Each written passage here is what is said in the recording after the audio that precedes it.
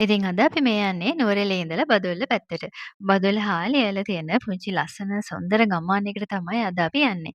ඉතින් අද මේ අපි ඇවිල්ලා ඉන්නේ පුරාවිද්‍යා දෙපාර්තමේන්තුවෙන් සංරක්ෂණය වෙන ස්ථානයක් බලන්න තමයි ඇවිල්ලා ඉන්නේ. මේ ඔයාලා දකින්නේ මේ ගම්මානයේ තියෙන විහාරස්ථානයේ තියෙන බෝධීන් වහන්සේ මේ තමයි මේ ගමට තියෙන පැරණිතම බෝධීන් වහන්සේ තමයි මේ ඔයාලා දකින්නේ. ඉතින් අපි අද ඇවිත් ඉන්නේ බෝගඩ කියන සුන්දර ගම්මානයට. ඒ ඔයාලා දැක්කේ බෝගඩ රජමහා විහාරයේ තියෙන බෝධීන් වහන්සේ.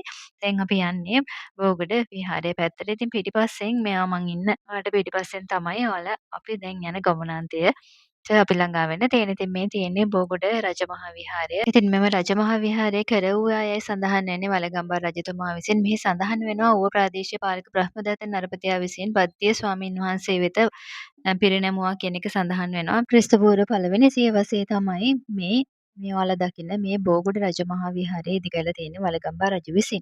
මේ ඔයාලා දකින්නේ මේ බෝගොඩ රජමහා විහාරයේ මේ පවතින උමග. මේ උමග ගැනත් මම කතාවක් සඳහන් කරන්නම්. මේ සඳහන් වෙනවා මෙහි වැඩ හිඳපු සාමණේර හිමි නමක් එක පුංචි බලු පැටියෙක් ගිහිල්ලා තියෙනවා මේ උමග දිගේ. ඉතින් මේ උමග දිගේ යද්දී ස්වාමීන් වහන්සේ ගැන කිසිම තොරතුරක් සඳහන් වෙන්නේ නැහැ. ඉන්පසුව නමුත් මේ උමග දිගේ ගමන් කරපු පුංචි බලු පැටියා දොව පන්සලෙන් හමු වුණා යයිත් සඳහන් වෙනවා. ඉතින් මේකත් වළගම්බා රජු විසින් භාවිතා කරපු සැඟවින්නට භාවිතා කරපු උමගක් කියලා තමයි සඳහන්. කොහොම වුණත් මෙහි ඇති සෙල්ලිපි මගිනුත් සොයාගෙන තියෙනවා මේ බෝගඩ විහාරය වළගම්බා රජතුමා විසින් ඉදිකරන ලද බව.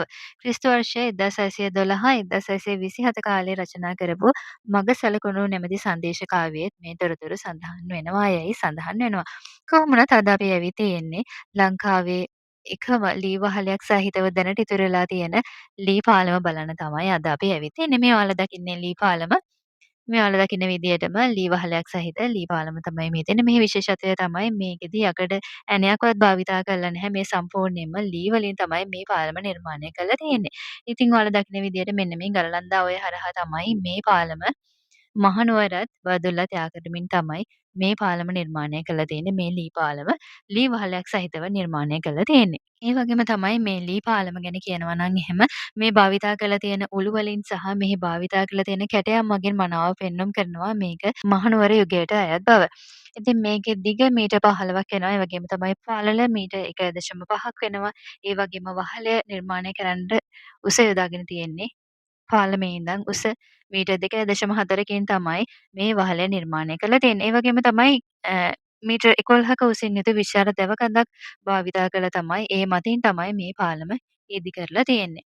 ඉතින් මෙන්න මේ ඔයාලා සම්පූර්ණයෙන්ම දකින්න විදිහට මේ සම්පූර්ණයෙන්ම මේ පාලම නිර්මාණය කරලා තියෙන්නේ ලීයෙන්.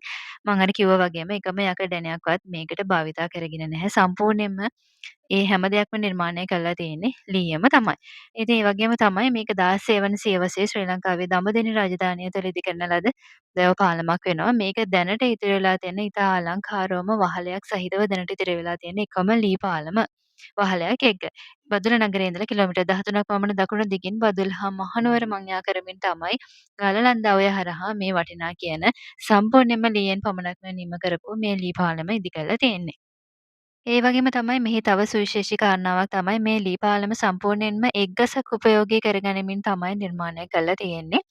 ඉතින් මෙහි ඉඳපු පැරණි ගම්වැසියන් බදුල්ලේ ඉඳලා මහියංගනය වන්දනාමාන කරන්න යන්න භාවිතා කරලා තියෙන්නේ මේ ගලලන්දා ඔය.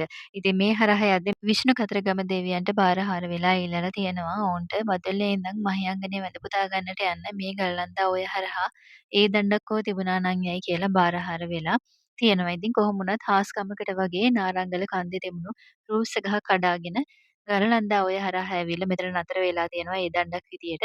ඉතින් ඒ සම්පූර්ණ ගස යොදාගෙන තමයි මේ ලී වහලයක් සහිත මේ ලී පාලම ඉදිකලායේ සඳහන් වෙන්නේ. මොනත් ඉතින් ඒ වගේම තමයි බෝගොඩ ලෙස මේ ගමට නම හැදිලා තියෙනවා ආකාර දෙකකින්. ඉතින් ඒක විදියක් තමයි මේ බෝගොඩ නිම්නේ බැලු බැලු සෑම අතකම එකම රටාවකින් යුතු එක වාගේම නිල්වන් බෝධි වෘක්ෂයන් දැකගත හැකි වෙලා තියෙනවා. ඉතින් ඒක නිසා මේ ගමට බෝගොඩ කියන නම හැදුනා කියලා සඳහන් වෙනවා. ඉතින් තවත් ජනප්‍රවාදයක් තමයි මේ ප්‍රදේශයේ ඉඳලා තියෙනවා පැරණි පුද්ගලයන් දෙදෙනෙක්. ඒ කෙනෙක් තමයි පුංචි බෝගොඩ, අනිත් කෙනා තමයි මහා බෝගොඩ කියන්නේ.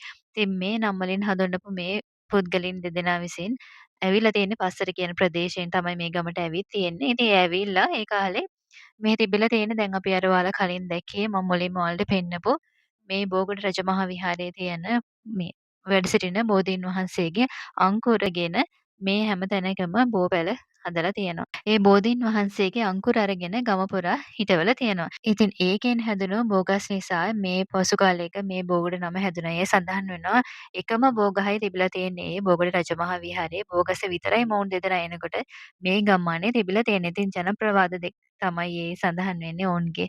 ඒ බෝගඩ මේ මහ බෝගඩ සහ පුංචි බෝගඩ නිසා බෝගඩ කියන ගම්මානය හැදුනා කියන එකත්.